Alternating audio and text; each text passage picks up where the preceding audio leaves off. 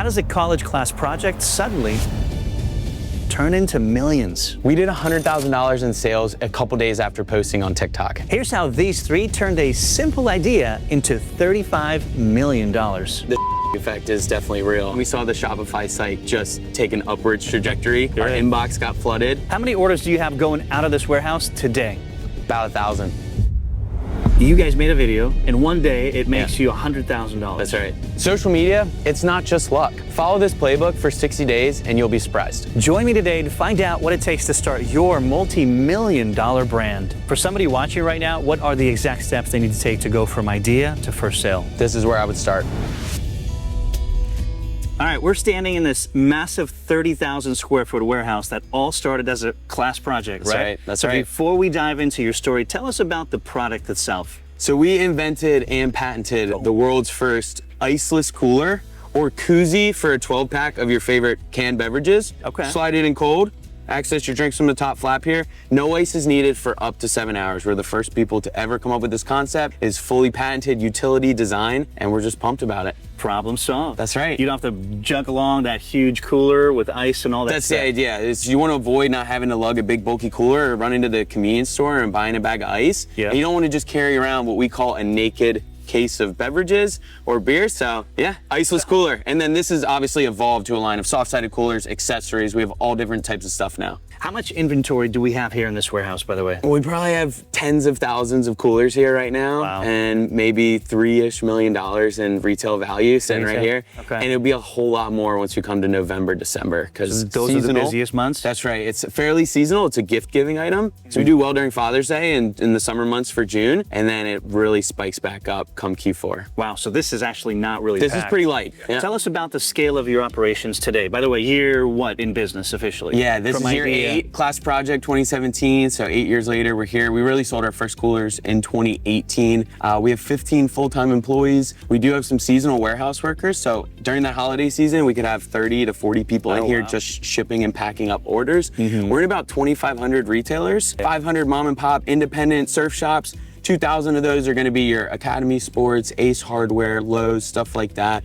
And this year, 2025, we will sell our 1 millionth cooler. Congrats, bro. Thanks, dude. Let's go. Amazing. Well, show us the pick, pack, ship process. Let's do it. Let's do it.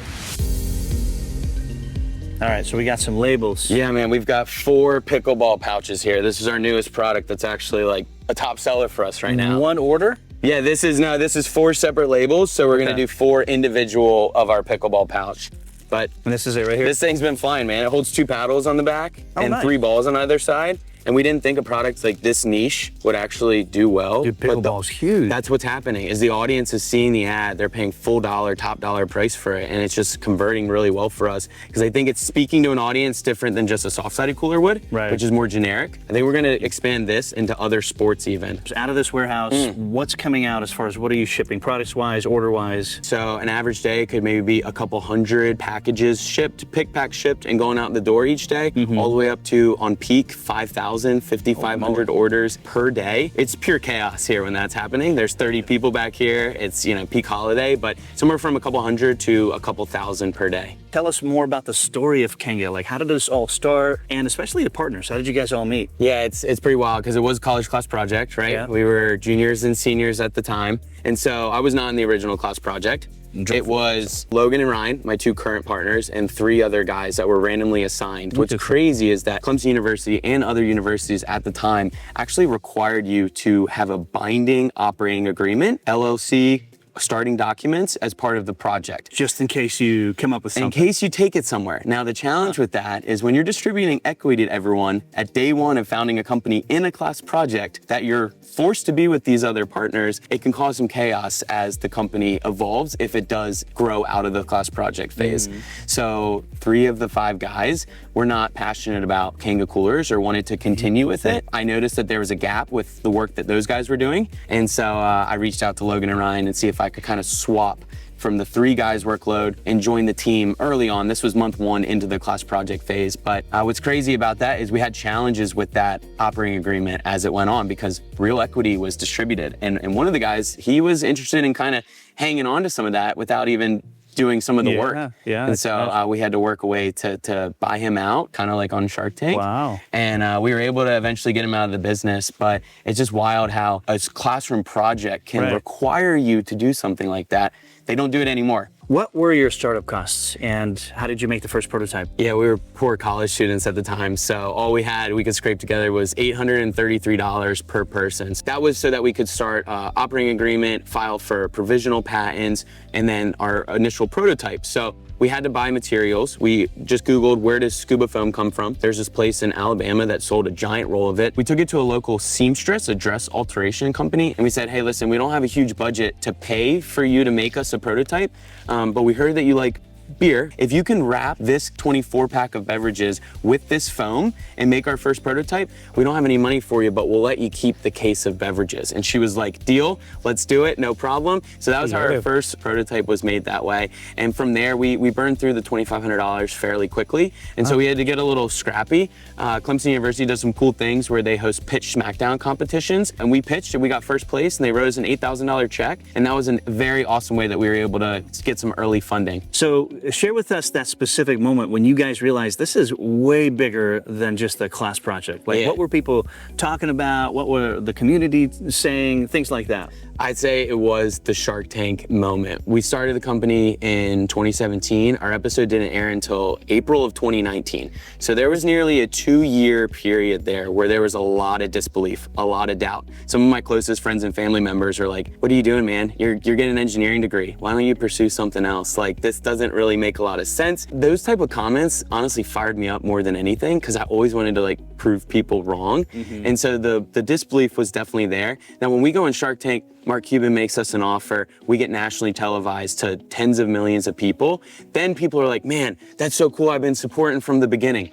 No, you weren't. You were actually talking a lot of about us in the beginning. But that was a moment where people actually took us seriously. It felt like it was real. We had retailers reaching out to us, companies reaching out to order custom coolers, and it was like, okay, we need to take advantage of this moment right now. But there wasn't a lot of shipping out, selling from prior 17 to Shark Tank. 17 was all the class projects. So it was the one prototype and it was 150 units of our test run that we made locally. And then 2018 was a Kickstarter campaign. So we didn't even get those coolers delivered to us until the fall when we were going out to film for Shark Tank. Yeah, we'll talk about that later because you guys have to really strategize and pivot to just make it to the show. That's right. It was an intense process, but that was probably the one defining moment where I was like, man, might be onto something here. Guys, if Austin's story is firing you up, then take a second, hit that like and subscribe button. Not only shows our team that you enjoyed the episode, but also helps us bring on more incredible entrepreneurs like this dude here.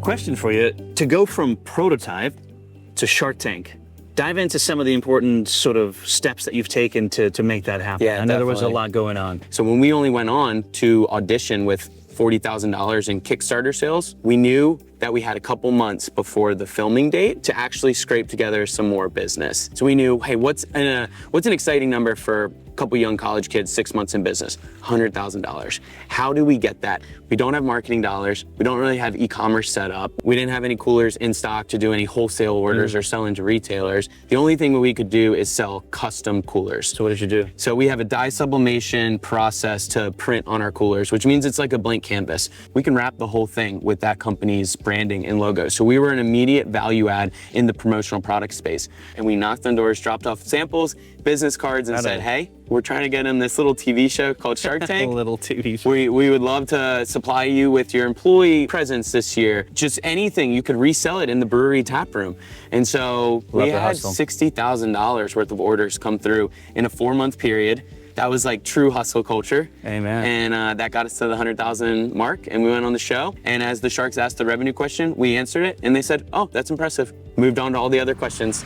All right, blitz time with Austin. You ready? Let's do it. All right, what's the most ridiculous custom cooler request you've ever received? Bush's baked beans. And we did it. And they put beans all wrapped around the cooler. Like canned. It looked pretty good? It looked so weird, but they ordered a bunch of them, so shout out to Bush's baked beans. What's your favorite way to celebrate after landing a big retail deal? Oh, crack a beer. First thing in the morning, if someone, even if it's 8:30 in the morning and someone drops in Slack that they had a huge PO, the whole team is cracking a beer and coming together. Complete this sentence. The secret to entrepreneurial success is? Having a strong partner in your relationship and also on your team. If Kanga could only post on one social media platform moving forward, which would it be? TikTok. Okay. If you weren't in this business, what would you be doing instead? I think I'd be traveling the world and posting on TikTok, traveling the world. What's one book you think every entrepreneur must read? Atomic Habits. Any takeaways for you personally? Yeah, it just gives you more discipline. That's where I got the idea for my actual like time blocking my days and then sticking to it. It's just led me to be more productive. Austin just brought up a critical point that many will miss. If you're operating a business in 2025, you need to be a time traveler. Austin isn't making decisions for today. He's looking 2 to 3 years ahead. But when you're managing manufacturing, inventory, seasonal demand, and shipping, you can't afford not to plan ahead. So how does Austin look into the future and bring clarity to his business decisions? By using NetSuite by Oracle. NetSuite is the #1 cloud business system that gives you real-time view of your entire operation from supply chain to cash flow, all in one place. With their AI-powered tools, companies like Kanga Coolers can forecast demand, spot issues before they snowball, and make confident data-backed decisions that keep your business cool when things heat up. If I were trying to tame the chaos of running a business, I'd do what Austin did. Use NetSuite to get the visibility I need to make smart, timely decisions. Go from chaos to control. It's that simple. And if your revenue's in the 7 figures, download their free ebook, Navigating Global Trade, 3 Insights for Leaders at netsuite.com/UpFlip. That's netsuite.com/UpFlip. Was business an immediate success right after Shark Tank, right? Because the show has like this SpaceX type effect on the business. So talk to us about the couple months afterwards, the sacrifices that you had to make. And That's right. The Shark Tank effect is definitely real. I mean, the okay. night the episode aired, we were celebrating at a college bar that hosted a little watch party for us. And then we saw the Shopify site just take an upwards trajectory. Our inbox got flooded with retailer requests to wholesale the product and also full custom. And that's when we had to kind of slap our faces, sober up, and go work. You know, the months following, $200,000 compared to doing maybe a couple $100s a day leading up to that. Because we had no marketing funnel. We weren't spending money on ads to this point yet, right? So this was just a huge drop in the bucket and it really exploded our business. But the Shark Tank sustainability, it will taper off. Right. And so we needed to find a way to ride that wave as long as possible. The way that we were able to do it is by finding some retailers who were Shark Tank super fans. Our Ace hardware buyer, she loves Shark Tank. She saw us there. So that opened a door for us that I don't think we would have had opened for another year or two down the line, given where we were as a stage in business. Now, in terms of the chaos that happened from it, we were at the time fulfilling all products from Clemson University, splitting half the time with Logan's parents' basement. We outgrew his basement. His parents said, guys, we're kicking you out. You can't be operating the business in here anymore. You need to go find a home. Again, we had no money. So we found a place that was gonna be 8,000 square feet. It was in a really, really rough part of town in South Carolina. And we spent $500 a month for 8,000 square feet of warehouse. Now, seems like a deal. Seems like a great deal. And then you walk in and you see rust coming from the ceiling, no heat, no AC, no working bathroom. If you wanted to charge your laptop and I wanted to heat up my ramen noodles, it would short circuit the entire place and we would lose power. Man, we wanted to be there for a year. We had to have a place to call home. We had a distraction there. We built a half pipe in the back of the warehouse so that although the conditions were terrible, there was always that, but we have a half pipe, but Kanga has a half pipe. We want to stay true to our brand and have something to distract us. That was chaotic in itself. But after the Shark Tank episode aired, we wrote down all of our expenses. We figured out what is the least amount of money that we can pay ourselves to actually jump in and do Kanga full time. And so I took over 100% pay cut, like took half of my salary, less than that. Leap of faith. And took the leap of faith. Ryan did the same. We went all in. We were scraping by. So that's when I talk about the ramen noodles. That was a period of time where I was able to eat nice and live somewhat of a lavish life right out of school to, hey, this is a wake-up call and it's time to get gritty.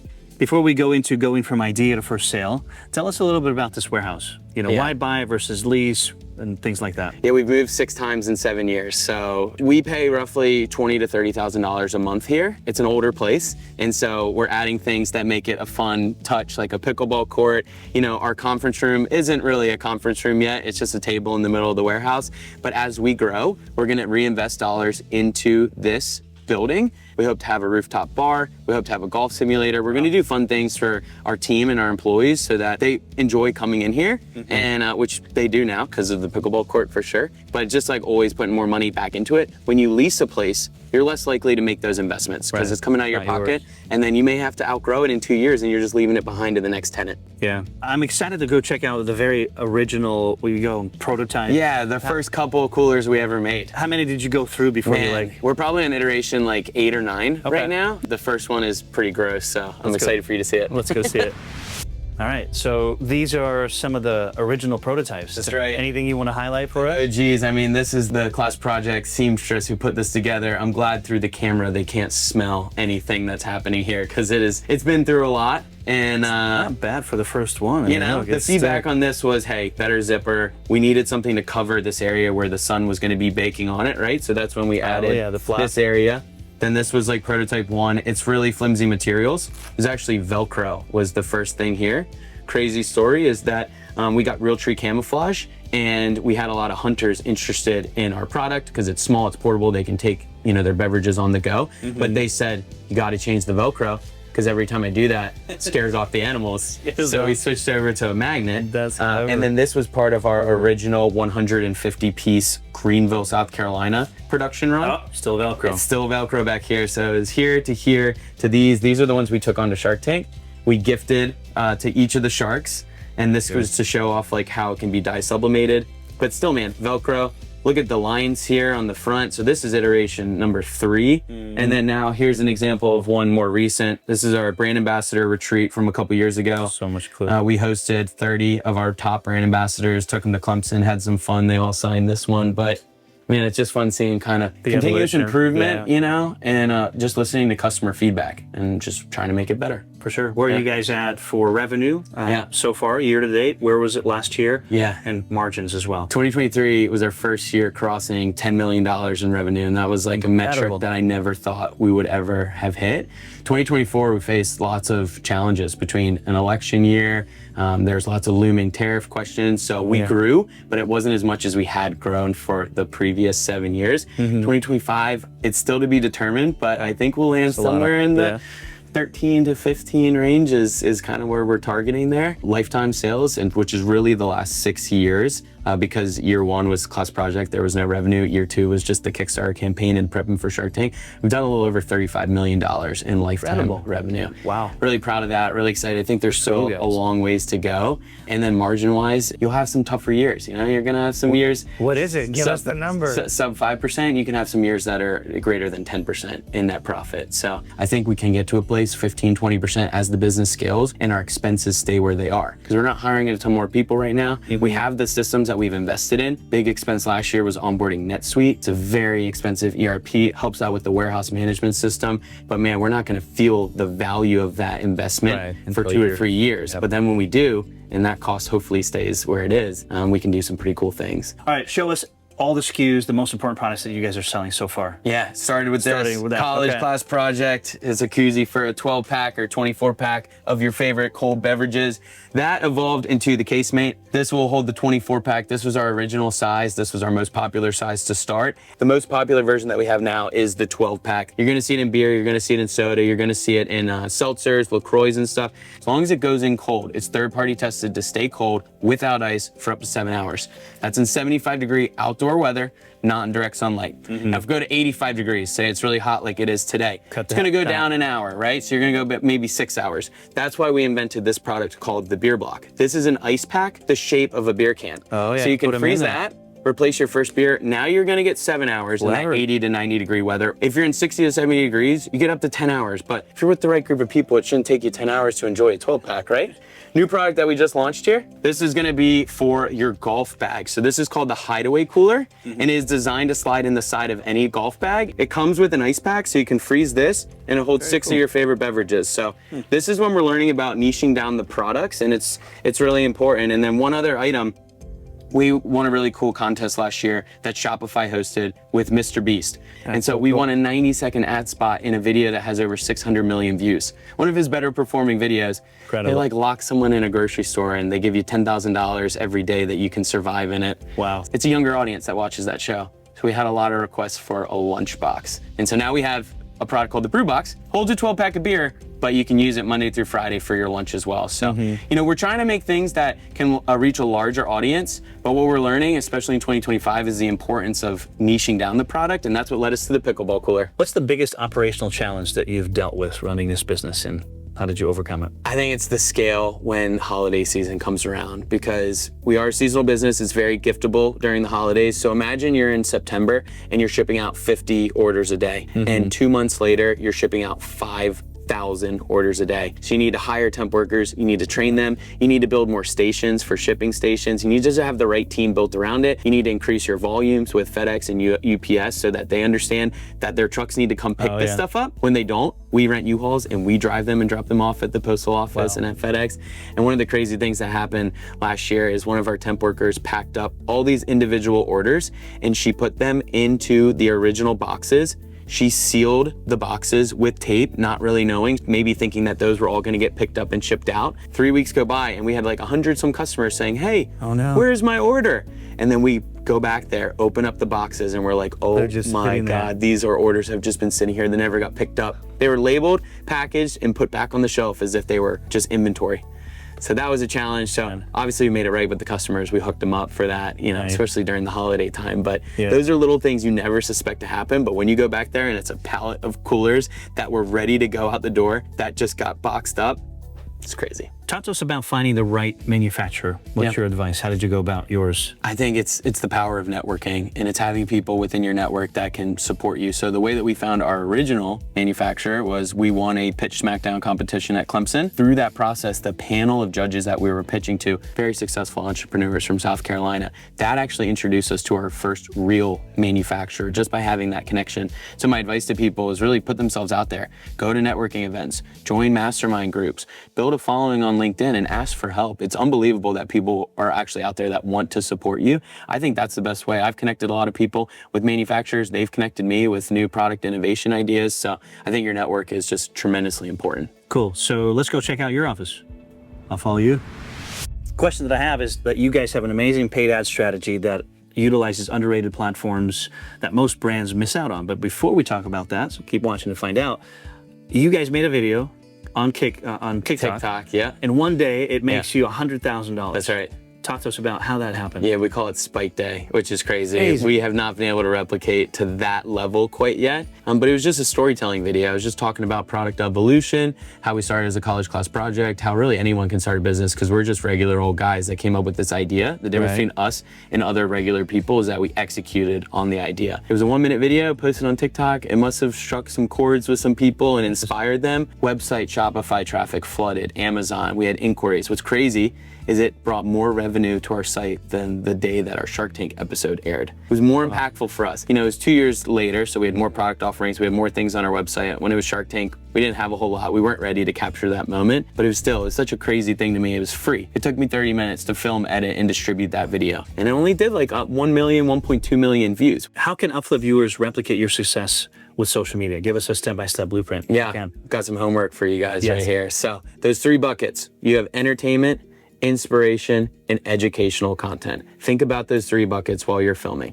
Let's do a 30-day challenge. Out of those three buckets, you're gonna make 10 videos education, 10 videos inspiration, 10 videos entertainment. You're gonna post every day for a month. You're gonna wait, see what the feedback is from your audience on those videos. The ones that work, 2x it on the second month, the second 30 days. And then from doing that amount of volume, posting once every single day, you're gonna learn so much from that challenge. Maybe entertainment's not for you. You tried 10 videos on it. Okay, so why don't we double up on the inspiration, because that was the videos that performed better. It's unbelievable if people can post daily, the volume, you can get out 30 pieces in 1 month.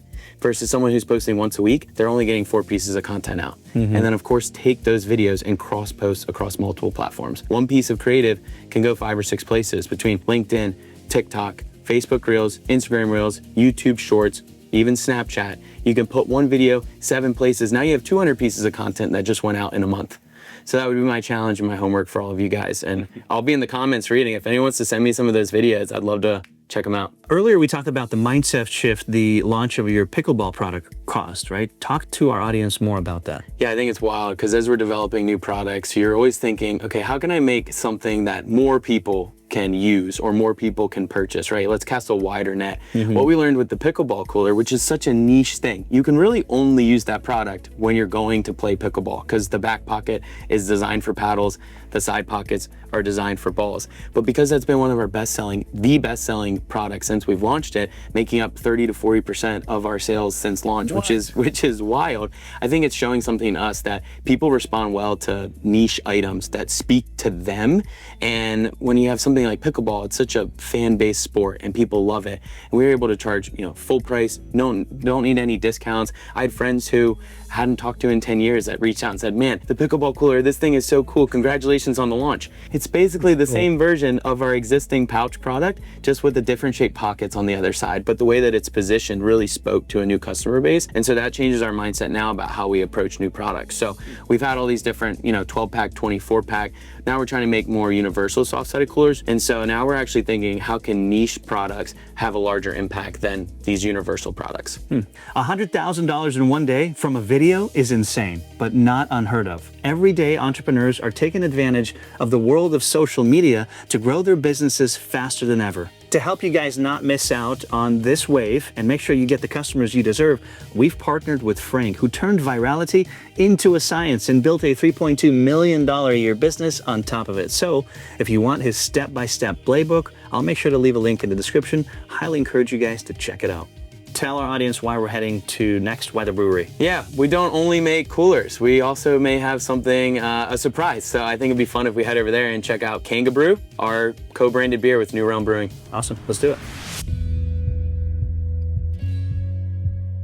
Man, this got amazing vibes. Tell our audience what we're doing at a brewery. This is the place that Kangaroo was founded. It's a partnership that we have with a local brewery here. One of our goals at Kanga Coolers is to drive more depth with the local community. Absolutely. It's a local brewery in our backyard. We co-branded a beer together, but it's just been so cool to have different ways to have touch points of the Kanga Coolers name to different people outside of only the coolers. But at the end of the day, that's the core focus, is the cooler line. The bread and butter. How many retails are you in, Austin? Can you give our audience a breakdown, and what percentage of your business is direct to consumer as opposed to retail locations and so on? Yeah, great question. So our business is split down. 70% is e-commerce, and that's mostly Shopify with a little bit of Amazon. 15% of our business is that custom, where we work with a brewery or a law firm to do a custom cooler. And then the other 15% is wholesale. Out of wholesale, we're in about 2,500 retailers across the United States. Wow. 2,000 of them make up Ace Hardware. They have a large footprint. We have a nice permanent space in a lot of the top Ace stores. And then we have a couple hundred stores in Shields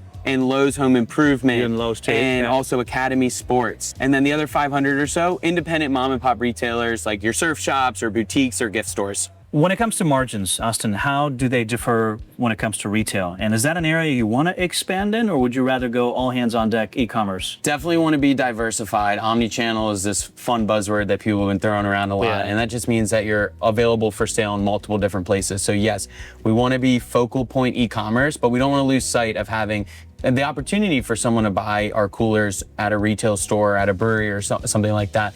Margins are definitely a lot lower. Think about this. If we retail our 12-pack cooler for $45 on our website, we're going to wholesale it at keystone margin. That's what the word is that people use. It's 50% off retail. So I'm now going to sell this to a retailer for $22.50 so that when they sell it, they can make 50% margin on it. They're their own entrepreneurs. They're businesses themselves that have overhead and expenses, and so they have to make some profit on the product as well. And so yes, the margins are significantly lower, but the volume can be so much higher. Think about an Ace Hardware 2,000 stores loading in 24 coolers per store in a single order. If that's very difficult to replicate on one e-commerce day or even an e-commerce period. So I just think it's really important to be in a lot of different places and give the customer the option to buy in store, to also touch, feel, see, and put their hands on the product as well. Confirm the quality, play with the magnet. Thanks, welcome to Ace. It's good to be here. It's one of our OG retailers. Look at that. There it is. All spot on. He knows exactly where the right in front and center.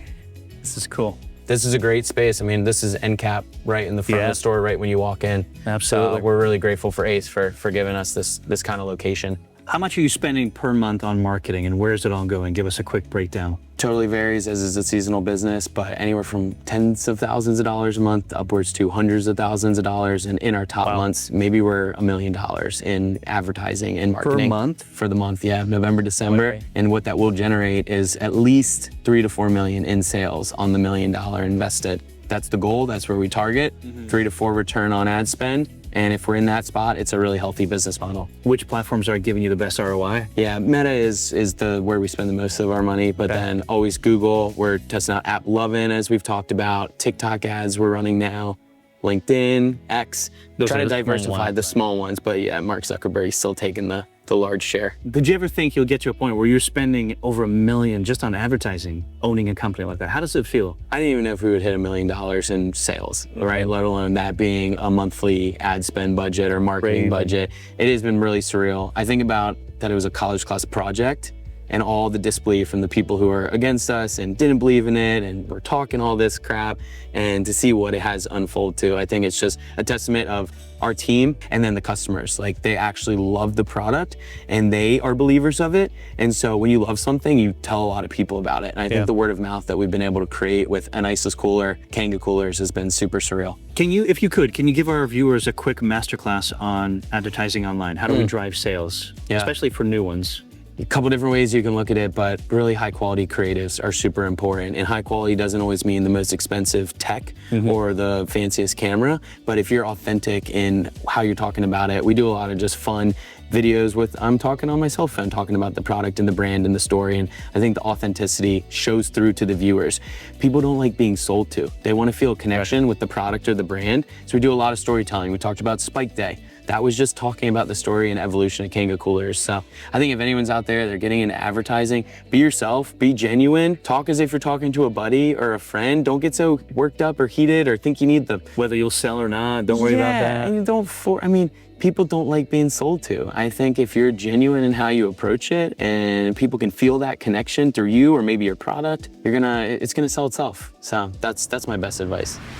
Why do you think Shark Tank accepted you guys almost with zero revenue, and what can you tell our viewers, entrepreneurs who are looking to do the same? Yeah, it was just a class project at the time, so we literally had no revenue generated. But I think the thing that we did was standing out from the crowd and the noise. That's what the producers want to see. So you gotta remember that this is a TV show. TV shows want loud energy, like being vocal. And so when we did our audition, we brought more energy than anyone else. We wore kangaroo suits. We did backflips. We were having some cold beverages while we were doing the pitch. We just brought so much more energy than anyone else who was auditioning. So even though we didn't have the business metrics to really support the show yet, they knew that 9 months before we'd actually film, maybe we could catch up and have something appealing for the sharks. You guys brought the fun. So how can anybody do that with a different product, maybe that doesn't have so much fun vibe around it? That's right. What's your take on that? I think it's talking about your entrepreneurship story. So I think the founder, you need to have a why. Why should you have an opportunity to go on the show? You needed to share that. So maybe it's a challenge that you overcame. Maybe it's a very difficult situation that you were able to navigate that other people haven't. So I think it's really important to talk about what brought you to this point here. And I just show it with passion. Like, people think that pitching is just like selling your product. Sell yourself, sell the story, and sell something that will do well and that America wants to watch. There's no doubt this business is seasonal. You mentioned it over and over again. So give us an idea of how revenue varies. Yeah. So the slowest to busiest. Slower months, you're probably talking a couple $100,000 in revenue, $200,000 to $400,000. And on the busiest and the best months, like $3 to $4 million. So it's a huge difference in the seasonality of it. And we have to be prepared for that. Let's say I have an idea, very little capital. Okay. What are the 3 most important steps that I need to take to bring my idea to life? Step 1, you're gonna have to get a prototype. It doesn't have to be pretty, it doesn't have to be expensive, but try to find materials that you already have on hand, whether it's Home Depot, a 3D printer, but get it out and express it. And then 2, start getting feedback from your intended customers. So now that they can see it, it's harder to kind of share an idea in your head and try to get someone's feedback on it. It's easier to have a physical version of it. Let them see it, ask them what they like about it, don't like about it, ask questions about how much would you pay for it, things like that. And step 3 is make enough to actually get into their hands. Whatever you did for that first prototype, try to make 10, try to make 15, try to get a couple of them made, get them out in the market. We did a test market of about 100 coolers where we actually charge customers money. So that's a big distinction too. If you give one for free to a friend, they're gonna tell you what you want to hear because they feel a level of reciprocity. It's like, oh, you did me a favor. I'm going to do you a favor. It's your dream. I'm not going to crush your dream and tell you hard feedback you probably need to hear. Defeats the purpose If I pay you money for it, there's a difference. I'm going to tell you the truth, whether you like it or not. And so sometimes that's what you need to hear as an entrepreneur. So really get the product out there, get good quality feedback, and see if people are actually willing to pay money for it, even if it's not quite perfect yet. Cool. I love your partnership, by the way. I noticed that Logan's got his strengths and weaknesses. That's right. The same for you. So it's awesome that you guys are making it work.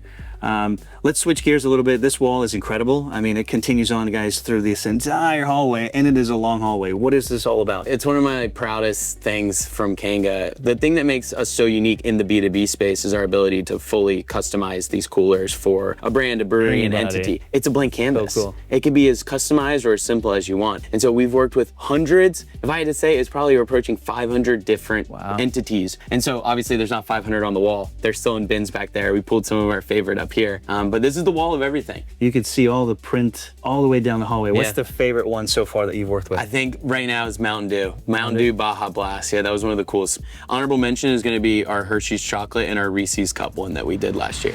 How do you describe your leadership style, right? You've got a team of 15 people on the low side to what, 30, 40 on the busy season? Yeah, that's right. So you got to manage, run all the people. What have you learned? How have you evolved as a leader? Mutual respect is really important for me because I tend to be pretty friendly with our staff, and I have a personal relationship with a lot of these guys and gals, and we'll spend time on the weekends together, maybe play volleyball, and we have an outside of work relationship. I have to be very careful about it mixing with the work day, but at the same time, I allow it to in certain stages because I think that that makes our culture stronger. I care about these people, they care about me, we have like a deep connection. So you have to walk a fine line with how much you open up your emotions and feelings in business, but I think there's a portion of it that is okay and is appropriate, especially when you have a business partner who maybe has a different approach, like Logan, who maybe isn't going to be as strong and entwined with some of these people on the weekends and after work. And so it's a good dynamic and a good balance between the two of us. Were you always like that, or it just took some time to learn, to change, to improve? I think I'm naturally like that with people, is that I want to build deep rapport and relationships, and so I haven't changed or wavered,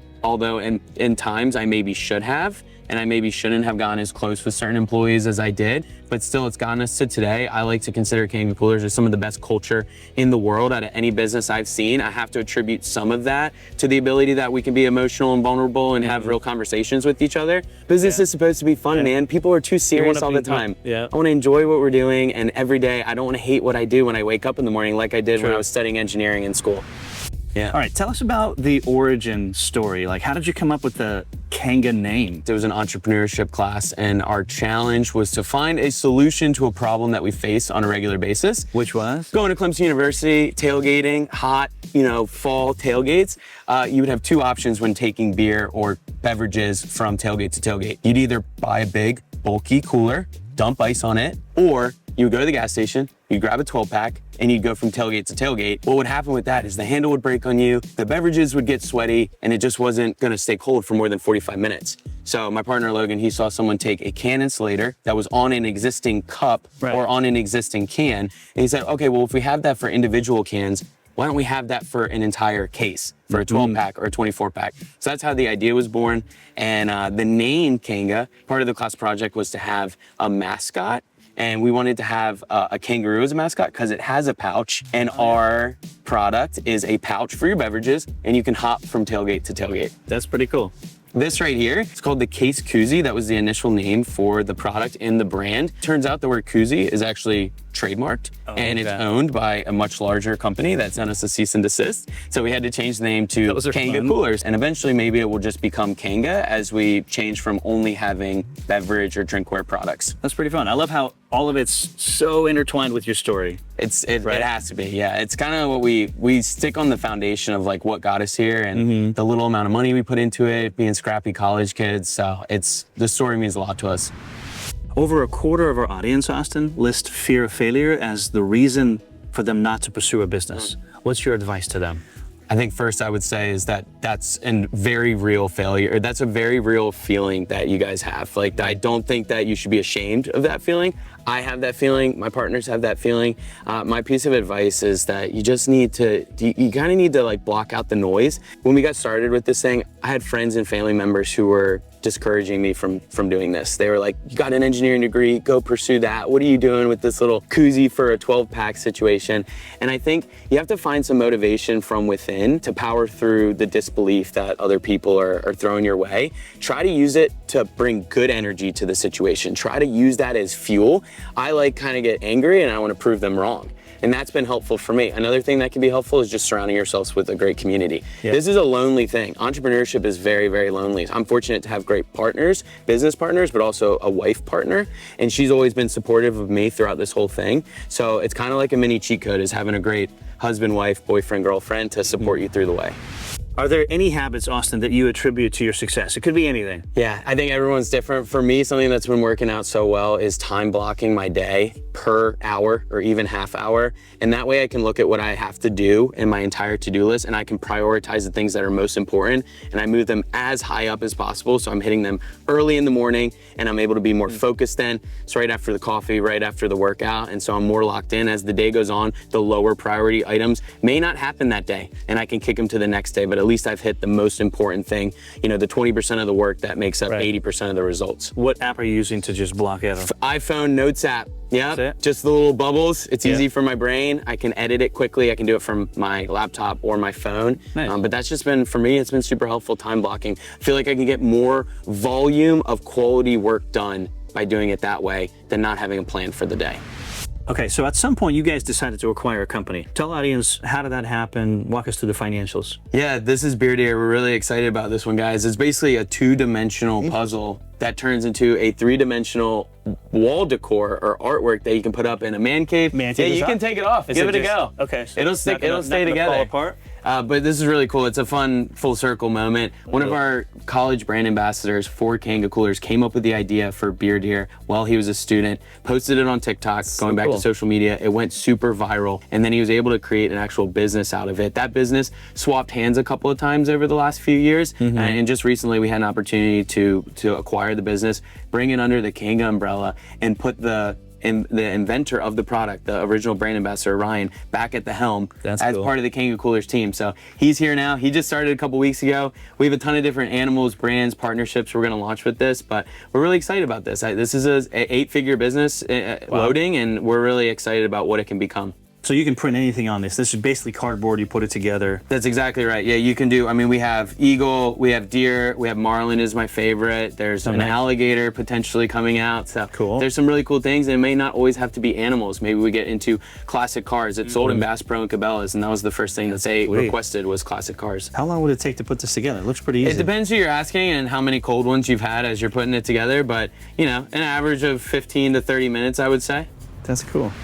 Knowing what you know now, Austin, how quickly do you think you can reach the level of success today? What things would you do differently? I think the 8 years that we built this, there's so much in the 8 years, the storytelling, the challenges that we've faced, the content that we've posted, and the being able to reflect on that old warehouse that was terrible and my hatred for the engineering degree, that I don't know if because of all that, I'd be able to replicate it in a 2-year time frame. I think that's the length that King has been in business so far, which a lot of businesses fail in their first couple of years. So us being able to get over that hurdle has definitely been something that I think about a lot. I don't know if I'd be able to, in 2 years, speed up that process. Now, with all that being said, in 2025, the amount of output of work that I'm doing, quality output, is so much higher than it was 5-6 years ago, because I have a higher knowledge base. I know what's most important for the business right now. In the beginning, you're just kind of like running around with your head on fire, right? And now it's like I know the exact things that can generate the best results for our company. And so I try to put as much time into those buckets. And earlier on, I'm like 10% here, 10% here. I don't know what I'm doing. So that was maybe where I'd be able to speed up the time frame by a couple years, but it wouldn't be in a vacuum, you know. I could do 8 years of work in 2 years with this knowledge now. What's one piece of advice you could give our viewers who are specifically in the initial stages of developing their product? Yeah, I think feedback, speed to market. Try to get as much information as you can from peers, friends, family, and people that you don't know. Get advice on the product, get feedback on the product. And I just think speed to getting it out there is so important. I think people withhold information on their product idea. Ideas are worth something, but they're not worth anything compared to the execution of that idea. So it's so important to just get started, get out there. People are timid when it comes to that part, and it's just anything that I can do to help people like get over that hump. That's what I always want to inspire people to do. So that's my best piece of advice. Just get started. If this episode inspired you, but you don't have that perfect business idea, I've had the UpFlip team put together a list of 137 most profitable businesses that you need to look at today. I'll make sure to leave a link in the description below so you guys can get your free report. And if you watched this far, highly encourage you guys to check out episode 196 with another Shark Tank entrepreneur who turned kegs into over $4 million a year business. Like and subscribe. We'll see you next time.